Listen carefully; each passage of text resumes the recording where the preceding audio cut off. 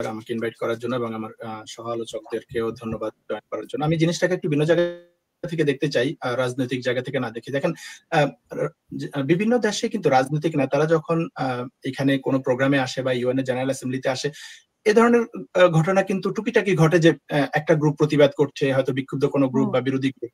এই প্রতিবাদের কালচার কিন্তু এই প্রতিবাদের কালচার কিন্তু কমন। সো এটা সবাই জানে যে ধরনের প্রতিবাদ হবে, মানুষজন যে হোটেলের অন্য পাশে প্রতিবাদ করবে, এই পাশ দিয়ে নেতা হেঁটে যাবে, এটা কিন্তু অসুবিধার কিছু না। কিন্তু আমরা যেটা দেখলাম, আওয়ামী লীগ যেটা করলো, এটা চূড়ান্ত রকমের ন্যাক্কারজনক ঘটনা এবং এটা আমাদের দেশের জন্য এটা খুবই অপমানজনক যে এ ধরনের ঘটনায় তারা শুধু প্রতিবাদেই করে না, তারা প্রতিবাদ জানাতে পারতো, প্রতিবাদেই করে না, তারা হামলা করেছে, অ্যাটাক করেছে সরাসরি আমাদের ডেলিগেটদের উপরে। এটা আমাদের দেশের জন্য আমি মনে করি খুবই খারাপ একটা নজির তারা তৈরি করলো। এই ঘটনা দিয়ে বোঝা যায় যে আওয়ামী লীগের যে চরিত্র, সন্ত্রাসী চরিত্র, এটা আসলে কোনো পরিবর্তন হয় নাই। জুলাইয়ের মধ্য দিয়ে তাদের যে নিজেদেরকে রিইভ্যালুয়েট করার একটা সুযোগ আসছিল, তারা সেটা কাজে লাগায় নাই। তার মানে আওয়ামী লীগের যে সন্ত্রাসী চরিত্র, এর মধ্যে কোনো পরিবর্তন হয় নাই। এটা আমরা জুলাইয়েও দেখেছি, এখানেও আবার দেখলাম। এবং আপনি খেয়াল করবেন যে তারা যখন গালাগালি করছিল, রাজাকার বলে, জুলাই সন্ত্রাসী বলে, টেরোরিস্ট বলে, এ ধরনের শব্দ চয়ন করে মির্জা ফখরুল ইসলাম আরো অনেক আজে বাজে অনেক গালি দিয়েছে এখানে ডেলিগেট যারা ছিল, এবং সর্বশেষ তো হামলা করলো। তো আমি মনে করি এখানে প্রথম ব্যর্থতা হচ্ছে এখানে আমাদের যে এমবাসি, যেহেতু এরা বাংলাদেশের প্রধান উপদেষ্টার সাথে ডেলিগেট এবং তাদের প্রটোকল মেনটেন করা, নিরাপত্তা এনশিওর করার দায়িত্ব ছিল এমবাসি সেটা করতে ব্যর্থ হয়েছে। আমি মনে করি চূড়ান্ত রকমের ব্যর্থ হয়েছে।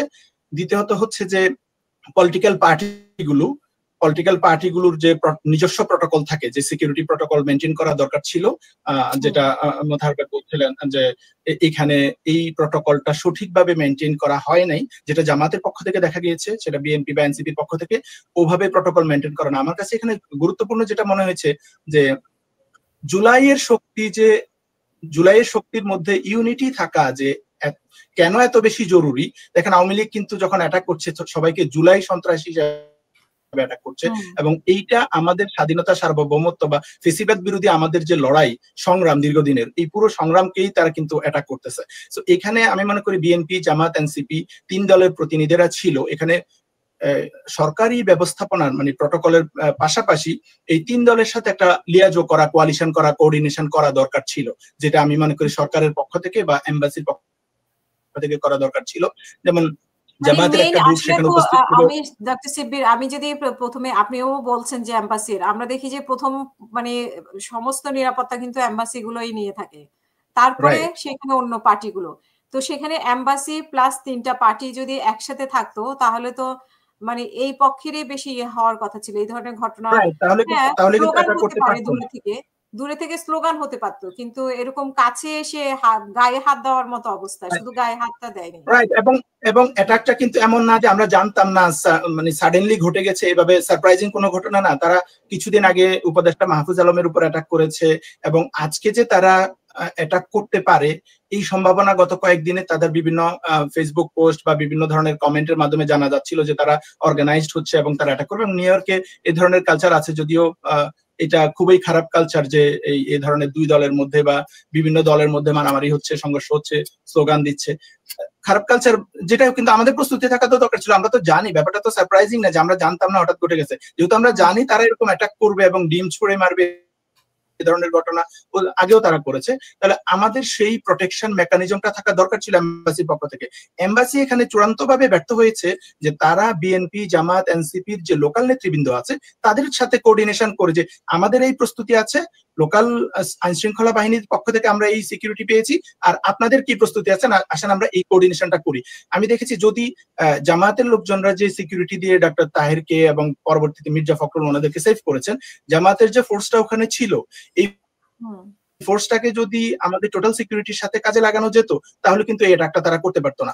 আমি দেখলাম যে যখন ওনারা বের হচ্ছেন, এই লম্বা পথ হেঁটে যাচ্ছে, খুব স্ট্রং সিকিউরিটি ছিল না, এবং পরবর্তীতে জামাতের নেতা জনাব ডাক্তার আব্দুল্লাহ মোহাম্মদ তাহের উনি পেছনে থাকলেন, ওনার টিম সহ ছিল, আর এমবাসির লোকজন তাসনিম জারা এবং জনাব আক্তার হোসেনকে ডেকে সামনে নিয়ে যাচ্ছেন। তার মানে এখানেও দেখেন আমরা যদি একসাথে থাকতো সব ডেলিগেটরা, তাহলে কিন্তু এই হামলাটা হতো না। তাহলে উচিত ছিল এমবাসি যে সব গেস্টদেরকে একসাথে নিজস্ব প্রটোকল এবং দলীয় প্রটোকল গুলো সহ একসাথে বের করা, তাহলে এই হামলার করার সাহসই তারা পেত না। বাইরে কতক্ষণ চেঁচামেচি মিছিল মিটিং করতে অসুবিধা ছিল না, সেটা সাধারণত হয়, এটার সাথে আমরা ইউজ টু। কিন্তু আমি বলবো যে এখানে এমবাসি একটা বড় ব্যর্থতার পরিচয় দিয়েছে, তাদের মধ্যে কোঅর্ডিনেশন ছিল না। আর সবচেয়ে বড় কথা যেটা, যে আওয়ামী লীগের চরিত্র যে বদলায়নি, তারা বাংলাদেশে থাকুক, কোন উন্নত দেশে আসুক, আমেরিকার মতো দেশে আসুক, নিউ ইয়র্কের মতো মেগা সিটিতে থাকুক, তাদের চরিত্র আসলে সন্ত্রাসী চরিত্রই। তো এই সন্ত্রাসীদেরকে সরকারকে স্টেপ নিতে হবে এই সন্ত্রাসী সংগঠনের ব্যাপারে তারা কি করবে। তারা ইউএস এর সাথে সন্ত্রাসী সংগঠনের ব্যাপারে ডিল করতে হবে, যে এরা এখানে আমাদের ডেলিগেটদের উপর হামলা করেছে নিউ ইয়র্কের মাটিতে, বাংলাদেশে তাদেরকে নিষিদ্ধ করার ব্যাপারে আমি মনে করি এইটা আরেকটা বড় জায়গা তৈরি করে দিল, যে এদের সন্ত্রাসী চরিত্রের কোনো পরিবর্তন হয় নাই।